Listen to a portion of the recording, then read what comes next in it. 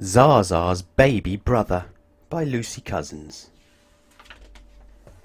My mum is going to have a baby. She has a big fat tummy. There's not much room for a cuddle. Granny came to look after me. Dad took Mum to the hospital. When the baby was born, we went to see Mum. When Mum came home, she was very tired. I had to be very quiet and help Dad look after her. Wah, wah, wah. All my uncles and aunts came to see the baby.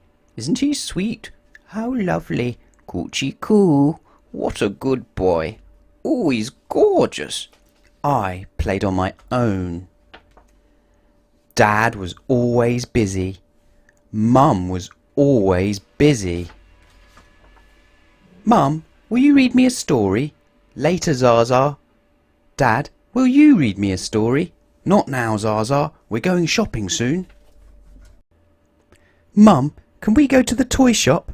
Sorry, Zaza. Baby's hungry and we have to go home. Wah, wah, wah.